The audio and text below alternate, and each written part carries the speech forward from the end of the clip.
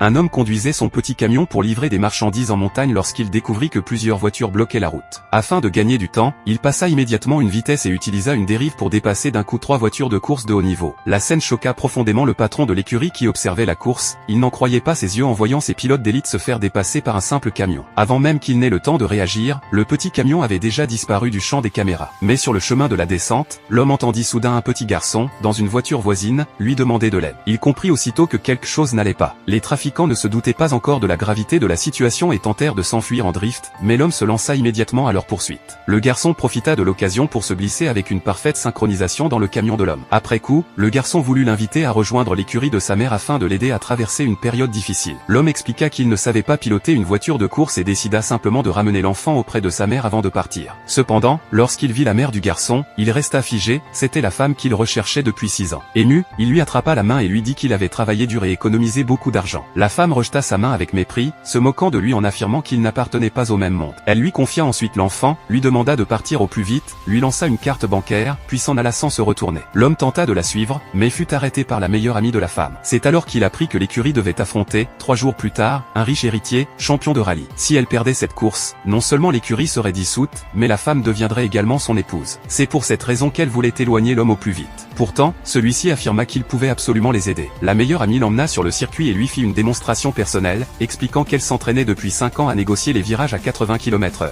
Elle invita ensuite l'homme à choisir une voiture pour essayer. Il en prit une au hasard, sans jamais avoir touché à une voiture de course. Sans faire attention, il appuya à fond sur l'accélérateur et partit en trombe, affolant le mécanicien, car les écrous des roues n'avaient même pas encore été serrés. La meilleure amie comprit alors le danger, l'instant d'après, une roue se détacha et la voiture fonça vers la barrière de sécurité. Au moment critique, l'homme réagit par pur instinct, comme lorsqu'il conduisait son camion, et réussit miraculeusement à passer le virage. La meilleure amie en resta bouche bée. Lorsque l'homme reprit connaissance, elle l'admira profondément et lui demanda de lui apprendre cette manœuvre. Pourtant, l'homme n'avait aucun souvenir précis de ce qui s'était passé, il se contenta de lui transmettre son expérience acquise en conduisant des camions. Le jour de la course contre le riche héritier, la femme découvrit avec surprise que l'homme était venu avec leur fils. Elle s'apprêtait à parler lorsque le riche héritier arriva à son tour avec son équipe. En voyant l'homme, il se souvint aussitôt que c'était lui qui avait empêché son complot contre la femme et décida immédiatement de se venger. À ce moment-là, le sponsor déclara également que si l'écurie de la femme perdait, il retirerait son soutien financier. La règle de la course était simple, une course de vitesse sur l'ensemble du parcours, le premier à franchir la ligne d'arrivée l'emportait. Le grand virage avant l'arrivée serait décisif. Face aux provocations du riche héritier, la meilleure amie choisit de courir en première. Au départ, grâce à une puissance supérieure, elle prit l'avantage, mais se fit rapidement dépasser dans les virages. Au moment crucial, elle se retrouva même bloquée par son adversaire. Alors que tout le monde pensait qu'elle avait perdu, elle se souvint soudain de la méthode enseignée par l'homme et, l'instant d'après, réussit à dépasser son rival. Elle remporta ainsi cette manche, à une vitesse qui impressionna même les